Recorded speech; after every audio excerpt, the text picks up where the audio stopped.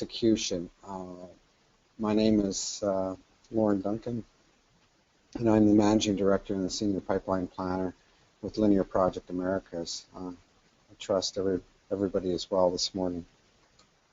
The agenda is that we'll do some introductions. I'll introduce myself.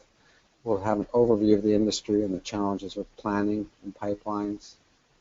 Why we want to use TILOS over traditional CPM tools for planning pipeline projects and, of course, other linear projects. I want to show you specific examples of how TILOS has been used in the pipeline industries. I do not want this to be a session of show you how to use a software tool. That's for others to do. And exchanging TILOS data with other enterprise solutions. Finally, a summary. So to begin with, again, my name is Lauren Duncan. I'm Managing Director of Project Americas. I'm based near Seattle, coast of America. So when it's morning for you or afternoon for you, it's 1 o'clock in the morning. So it's, hope this is good for all. So again, I'd like to say that the question will be kept till the moderator will have lots of questions and answers. If we run out of time, then we'll address the questions via. A bit about your Project Americas. American TILOS serving all market segments, pipeline, transmission, bridge, rail, and others, as other TILOS distributors do. We have locations in Calgary, Victoria, Texas, and our consulting services are primarily focused on pipeline transmission line projects. We do some bridge work, we do some rail work, and some road work. And this is because my background as Managing Director, my background is in pipeline planning. I have worked with many owner companies, engineering companies, and contractors over a number of years, and I continue to provide consulting and TILOS support to the pipeline sector. Recently, we've been involved in several bids for contractors. This is in bid season. Jobs are being awarded just before Christmas or just after Christmas break, and so people are very busy getting work for the next year, a couple of years down the road now. All right. So what's the big opportunity for pipelines? A lot of work in North America in pipelines. Everybody's very busy. In Canada alone, by the numbers, there's 830,000 kilometers of natural gas and liquid pipelines. In Canada, currently 5 major pipeline projects. The one is a pipeline that Chevron is putting to an LNG facility. A pipeline is just for me, and this LNG plant is one of 13 that are planned for the coast of BC, and this is to drive gas across to the Asian market. We have another pipeline called the Enbridge Northern Pipeline, which crosses the Rocky Mountains. It's a very interesting and challenging project. That's again to take oil to Asian markets. All these projects in here are crossing the Rocky Mountains. So there's lots of challenges for the planners and certainly lots of challenges for the construction crews. Finally, there's one here that's in red that is taking oil from near Edmonton in Alberta down to Vancouver, and by ship it's being transported across the Pacific. Again, we have you may have heard of the Keystone Pipeline, which is one I've worked on for 4 years. It's going down from Alberta, again, taking oil from this region here down into Texas for processing and refining. And again, we have now the Energy East Pipeline in Canada, which is TransCanada is building, and that's to bring oil out to the East Coast.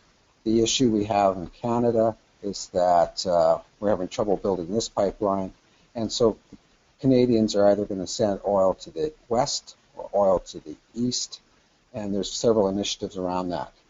of these major pipelines, only one of these is not using TILOS at the moment for planning, and that's the one in red.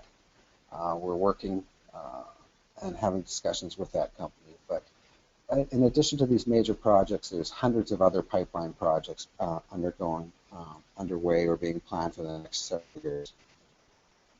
In the U.S., just gas, liquid petroleum pipelines, there's 300,000 kilometers of those. They have a wide network, originating in some cases in Canada, refineries down in the Gulf Coast of Texas, storage facilities up in Oklahoma. So there's lots of opportunities for pipeline projects. There's lots of projects and lots of opportunities for being involved in the planning of these projects. So in pipeline, there's one primary goal, and that's to keep the construction period as short as possible to reduce cost. And you can do this in several ways. One is you need to have a detailed understanding of the hydraulics of the pipeline. You need to know where the valves go. Those valves are placed near river crossings. You need to understand the crossings, specifically the major crossings such as large rivers, major highways. Perhaps you may have rail crossings. These all require horizontal directional drills where the pipeline is pushed underneath them to not disturb either the river or the rail or the road. Also, access to the site may be an issue, as well as environmental considerations have to be taken into account.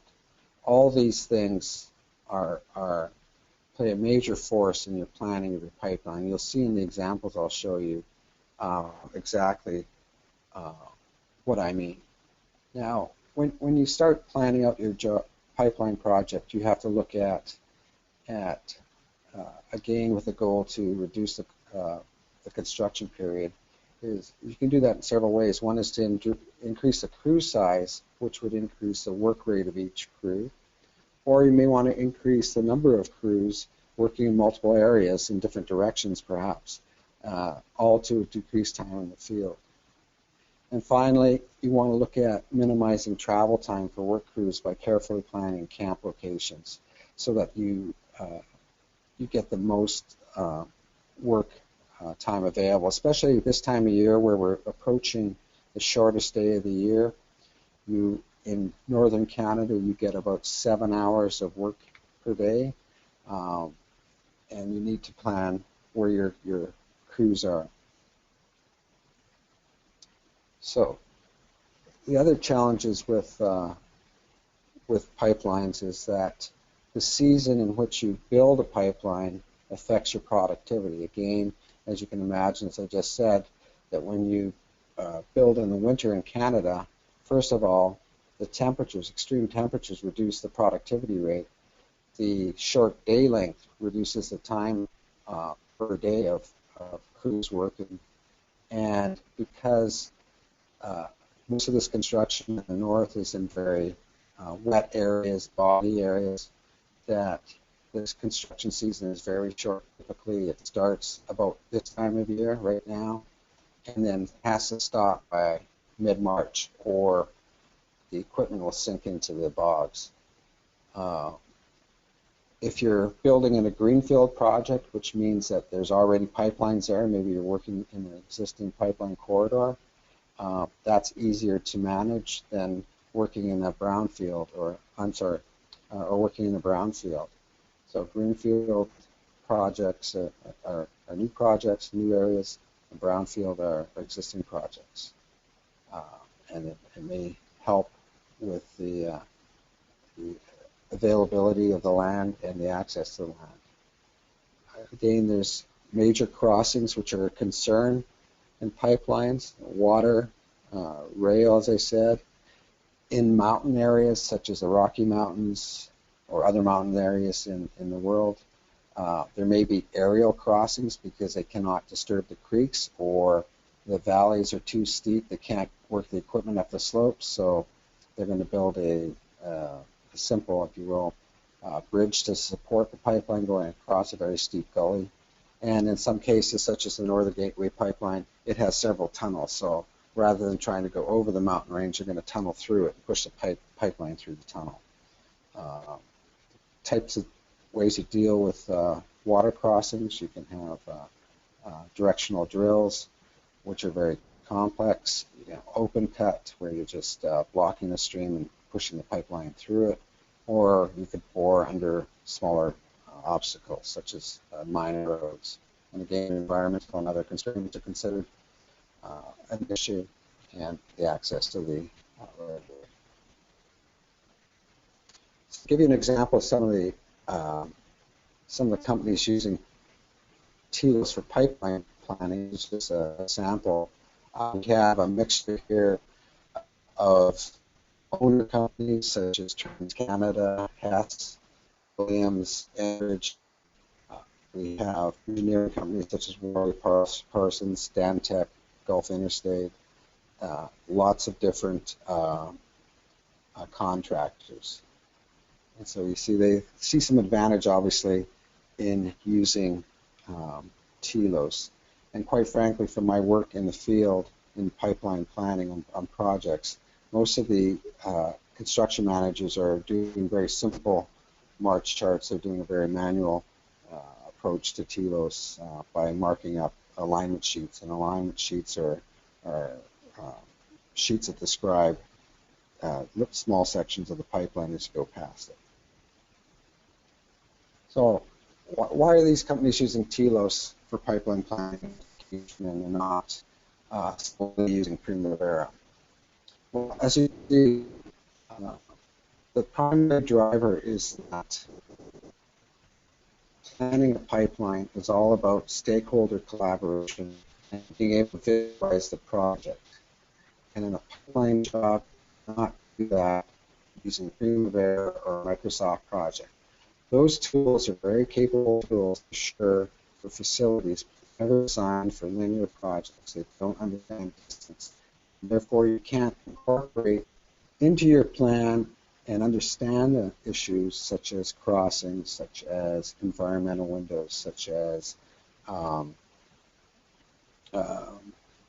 things that may, land acquisition that may challenge how you build your project and how you plan it. So first of all, again, CPM tools can't do the job. And I'm telling you this from experience as a planner, senior planner in an owner company. Secondly, most key stakeholders, and by key stakeholders, I will, I mean by that the owners of the pipeline, the environmental groups, the land groups, the construction groups, the contractors. They don't understand the details of multiple Gantt chart plans. I would go as far as saying that a lot of pipeline construction companies are not mature in their use of planning tools, and certainly these Gantt charts don't help them. All right? And as it says here, TILOS can show you as much detail as necessary in a single view. Finally, or the next point is that field personnel see little value in a Gantt view of the project. And I've been in pipeline construction sites, and basically these, if you give them a Primavera printout or a Gantt chart representation of the project, they disregard it or ignore it or throw it out because this doesn't tell them where they've done the work, and it doesn't tell them how to plan for the next step, because again, these tools don't understand distance and help with the day-to-day planning. The TILOS task model allows the planner to incorporate move-arounds, and move-arounds is where perhaps owners acquired the land, so the crew will come up to that point and have to truck the equipment around and continue on. This is very expensive, about $500,000 every time you have one. And crossing the challenges in additional tools without needing an excessive number of tasks. So TILOS use split tasks to accommodate these acquisition issues to attend to crossing issues or environmental issues. It's all retained as a single activity. In a traditional CPM tool, you'd have multiple activities represented. We tend to end up with much larger schedules than in TILOS. Finally, if required, and most owners that I've worked for do use typically Primavera, so use Microsoft Project in this part of the world, they TILOS can exchange with these major CPM tools. So, some other key considerations when developing your execution plan in TILOS, and the location of where you're building, the geography, the topography. If it's flat farmland, it's easy to build versus mountainous terrain. And the season determines how much you can build. So that all in turn comes down when you're planning how many sections or spreads, as they're called, that can be built in a single season and the length that can be completed for each spread. This is important because that also in turn drives the contracting strategy from the owner perspective. How many contractors do you have on board? What spreads are they doing? How do you manage the movement of equipment from one section to the next, etc. All right. Typically, in my experience, there's one TILOS file being maintained per spread or section, and these are then merged into a master TILOS file for reporting purposes. This is done by most often by the owners. Typically, contractors are dealing with one spread at a time. They don't need an overarching progress to the entire project. That's their scope. The practice, in my mind, is to do the detailed plan progressing in TILOS and upload the required information to the enterprise CPM system. And this allows you to do very detailed planning. It allows progress in a project is tracked daily. So detailed record of the progress. And in the event that there's claims, and typically in every pipe project there's claims because of certain issues. The TILOS becomes the record of the construction execution of the project. So I'm not sure in the audience who's familiar with time distance charts, but I wanted to show you a simple view of a simple example of a pipeline job. This is a plan where typically distance is horizontal and time is vertical. These can be switched if you choose to do so, but I rarely see that. We have time going up, which means that the early activities are at the bottom, the later activities or the final activities are at the top. So in this view of a very simple pipeline representation, we have one feature. Right in the middle, we have blue, which is a major river crossing. We're using a horizontal drilling rig, which is represented here by a series of steps. At number 1, we have an environmental windows sections of these orange boxes. You can see quickly that across the transfer orange boxes, so we're not violating these restrictions, which is important. We have a number of crews taking the job. You start with clearing, and you end up with welding, obviously, then boring and backfill, and final clean. You can see also, because in this case, because of access to the site, there's no access along the river.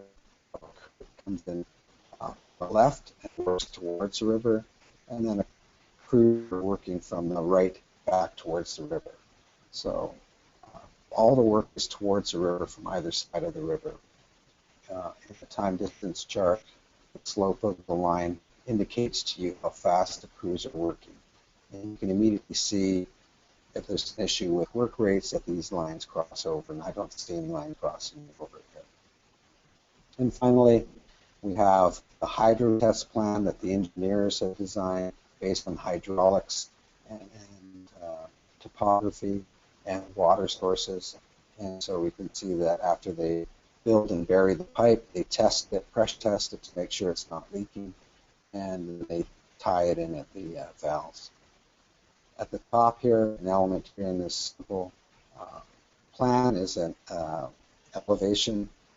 And these typically in the pipeline world are a representative of LiDAR data. LiDAR data is elevation data gathered from an aircraft flying over the right-of-way.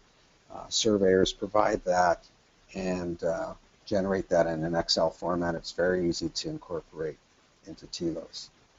Down at the bottom here, and you'll see this in better detail when I show you examples, is a series of features added to the distance scale, which include different types of water crossings, different types of road crossings, major minor streams, and things like that.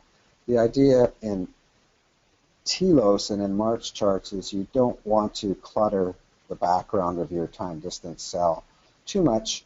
You want to show the major elements. So we have the river here, and we have these gray vertical lines or major roads that we have to drill under as well. And then finally, when you resource load your activities and cost load those activities, you can generate very simply in parallel to the time axis, or in fact the distance axis, you can generate spend curves, which is important from the owners. Typically, I've worked with several owners where we've imported schedules from contractors who are bidding on projects. First of all, to see if they understand the constraints or the issues of the project, and secondly, to see what the spend curve would be and try to then optimize it. Again, if you remember from a previous slide, we want to reduce the cost of the overall job, so you do that by reducing the time in the field. On the owner side, the responsibility is to have acquired all the land. On the contractor side, it's to use the optimum number of crews, as in this case you see two different crews working in different directions, and then we can look at how the spend curve is. Another sample here is showing you somebody else. This is a clip from a live file showing the purple lines at the bottom bars are pipe supply zones, so, and the vertical lines are stockpile sites. So you spend time putting pipe in various locations along your right-of-way, and then the pipe from each location supplies a certain length of the right-of-way, and you manage that effectively so that you're not hauling pipe further than necessary.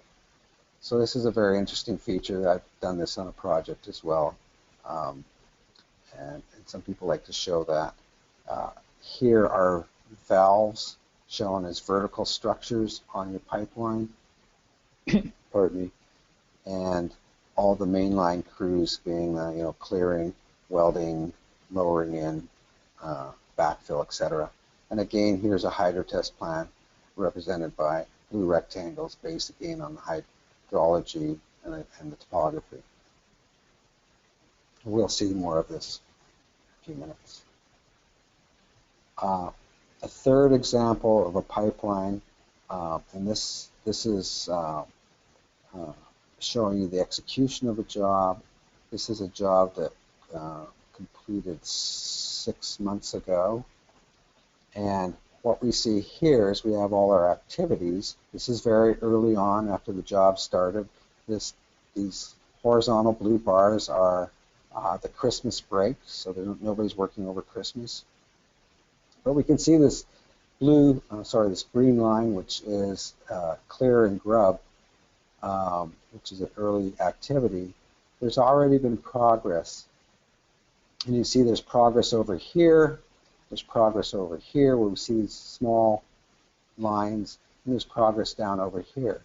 So immediately you can see that in TILOS and using the linear planning methodology, you can see that this activity did not start at the beginning at station 0 and work towards the end of the project. They're jumping around, working on different areas, sometimes at the same time, and that's because, in this case, they have to adhere to environmental restrictions, and they have a lot of HDDs and things that they have to prepare for. So they'll come back and do this area here. Right now they're working over here, and they've just finished working over here. And again, CPM, traditional CPM tools cannot show you this. If we look at the daily progress, which is recorded down here in 1, all these segments of this one activity that have check marks, those have been performed. They've completed these segments. And in total, in this example, at this date, reporting date, there's been 43.75% of the total length of this right-of-way has been completed for this activity. So they've done 97,023 feet out of 221,779 feet, if you want to put it that way. When you were to push this data to Microsoft Project, or you would report this progress back into Primavera, they would also say 43.75%. But they assume that it starts at the beginning and they've done 43.75%, or almost half of the length. It does not show, it's not capable of showing you that they don't go in sequence and that these progressed areas are not contiguous. And this comes back to my recommendation that when you're using TILOS for both the planning and the execution, you track the execution in TILOS and report that progress back. Because if you choose to report progress in Primavera, for example, of course in Primavera it would say 43.75%. If you brought it into TILOS, because there's no distance reference points as to where that progress happened, you would see that TILOS would assume that from the very beginning to 43.75%, that was done, and that absolutely is not the case. And this is why this tool is invaluable in pipelines and also in the event of claims. So I've taken that exact same TILOS file, and I've pushed the progress up into Primavera, and you can see that clear and grub, some of these activities have started already. Clear and grub is 43.75%, which is exactly what it's reporting in TILOS. So there's no issue with exchanging data between the two packages. Again, the recommendation is that you go from TILOS to Primavera to preserve the integrity of the execution of the plan. If you're wanting to display progress in TILOS, there's several options for you. You can create custom views. Up to now, we've just seen some views. You know, custom views where you have weighted total progress on the job. In this case, we've completed 8.26% of the project. The planned progress at this point was 11.34%. Obviously, we're behind for whatever reason. You can then create a series of charts that show with filters applied, and this shows us, in this case, clear and grub again. We have some completed sections, and we have some work below here that's not been done. The horizontal blue line is the data date line or report date line. In TILOS, it's called the report date line. In Primavera, it's the data date line. And again, grade with another filter applied, and you can see that as well. Something that's exciting now in TILOS that became available about a year ago that's got a lot of interest in the pipeline community and the transmission line community is the ability to visualize your project in a different way. And here is a sample project where we have our plan versus actual. We can see that this horizontal directional drill number one. We're tracking well. We're dead on. It's 27.3% where we expect it to be. If we look at clearing, grade, haul, and well, those are just some of the activities we've chosen to display here. We can see that we're a bit behind. We were supposed to have done 50% of the clearing. We've done 45%, etc. This is the total installed units versus the total overall. And then if we look at this major crossing here, we're quite far behind. We've only completed 52% of the HDD, and we're supposed to have been at 74%. Similarly, now we're able to take our TILOS plan and tie it into a GIS system, whether it's Google Earth or ArcInfo or Esri. Any of those systems, you can pull your plan in. You can describe through the geospatial data the alignment, which is the blue line. This is where we're going to build the pipeline. We can then, we can then choose any number of activities to display on this. And here we have our HDDs. If there's a red X, that means they're completed. I'm sorry, if there's a black X in the yellow box, that means they're all completed. You can see that these thin lines represent where the activities are going to occur, and the thicker lines are showing us the actual build versus the baseline. And you can see that we have crews working from this way towards the river, and we have crews working from this way towards the river as well. So it's very easy, and you're able to do this in time lapse, so you can choose the time slices, whether it's daily, monthly, weekly, and you can see it step through its progress.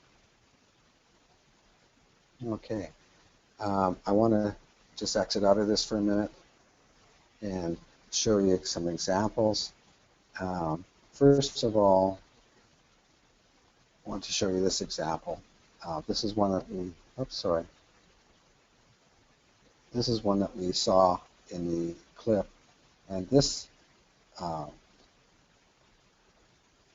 of my way here. This is a very nicely done March chart where we have elevation again from the LiDAR data at the top. We have two spreads here, so I'll just decrease the size of this so you can see it all. We have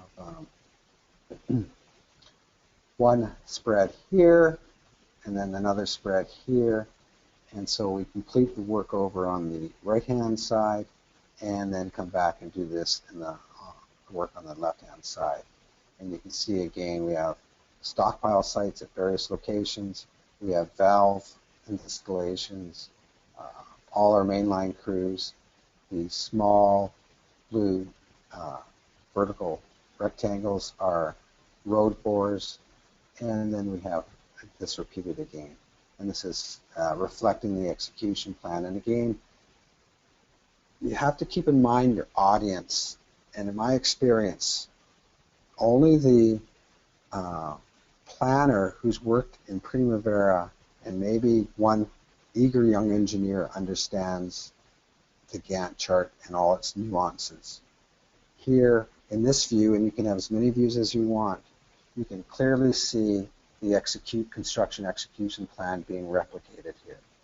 And it's easy for everybody to understand once you understand that distance is horizontal and time is vertical. And that's what people really appreciate going forward.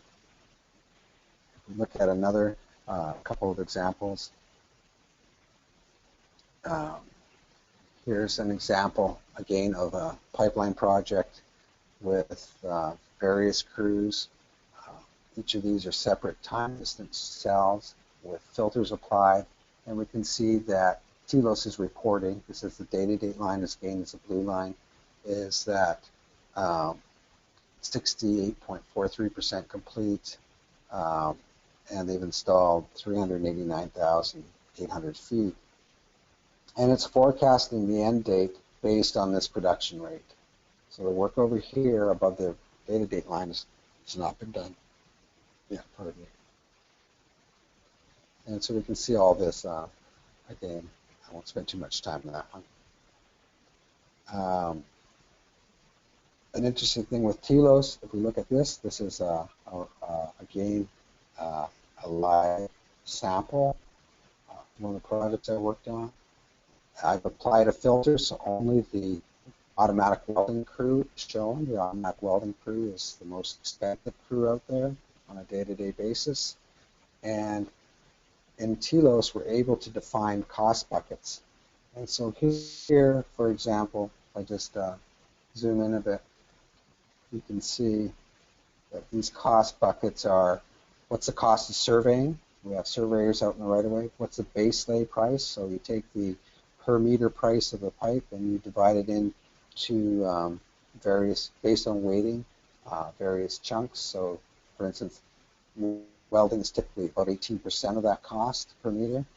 Our unit price items such as bag weights to keep the pipeline weighted down in wet areas, sand padding, those sorts of things. What are our valves? What does the pipeline inspection cost? What is the cost of the inspectors that we have out there checking on the work that the contractor's doing? Other indirect costs and taxes.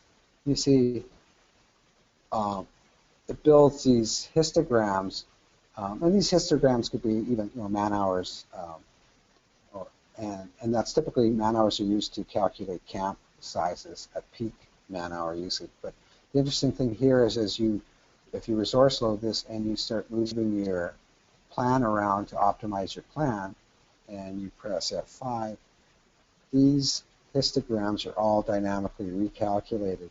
So you can look at your spend profile based on how you've optimized your job. And this is done, I've done this with a couple of owner companies just to get a better understanding of what their cash flow requirements are. So again, if you move it around, everything's recalculated. This can be exported to your clipboard and then pasted into Excel. I can just do that right now, start up Excel. And so this is a feature that cost people really like in the pipeline world. So if I just go and paste that, you can see right away that here I have, because my time slices are per week, I have the cost for each of those cost buckets, and the total cost for the pipeline project in this case was $116,235,000. All right. To give you an idea of another sample and some of the things that people are doing here, here's a project that has 4 spreads. It's being built over 2 summer seasons. Time is going up, so all this activity here, this is a bid schedule. All this activity here is happening in next year.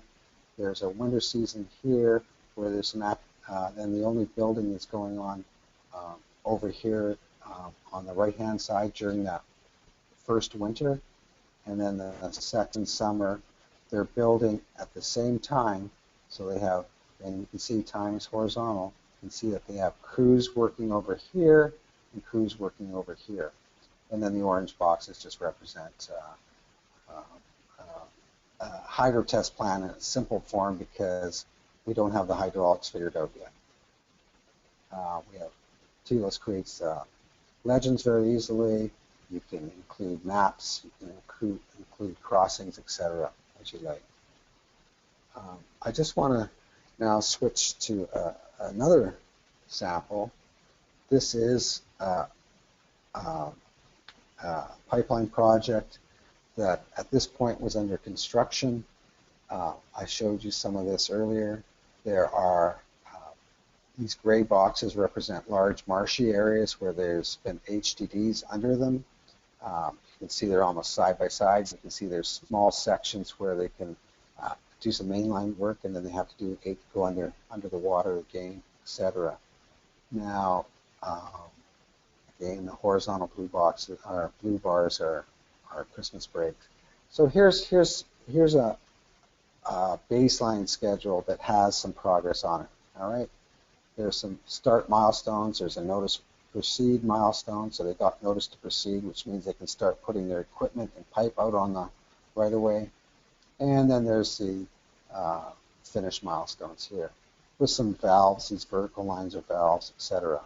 But there's some progress here. So if I click on this activity again, this seems to be my favorite. This is this clear and grub activity, and it's done 43.75% as I showed you in my PowerPoint.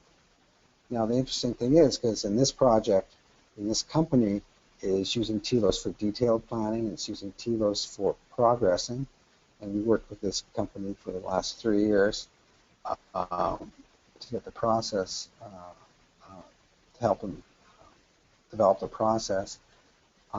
So they're starting to progress this because work has started, obviously, and it's 43%. But their enterprise system is Primavera. So with TILOS, it's very simple. There's an interface here where you simply click on Import to Primavera. It's using internal communication. It knows this is the project I want to do. It knows what I want to move to Primavera. Just say next. So it's opening up this file. It's retrieving this data. And if we look now in Primavera, you can see this data has come across, and you can see that clear and grub is 43.75%.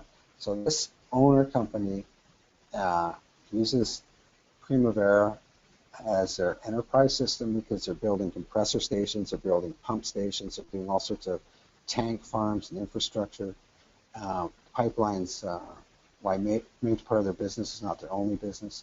And you can see, as I described earlier, that these typical CPM tools are only able to show an indication of what's been done, not where it's been done. If we go back to TILOS for a second, you can see again, they worked over here, they worked way over here, and they're doing all this work early so that they can then take advantage of some of the environmental considerations in some of these plans. Okay. So I've gone about 45 minutes, and I think it's probably time for questions. And I'll let the moderator deal with that and we'll answer any questions. Okay. Mr. Tuna, how are you? Are there any questions?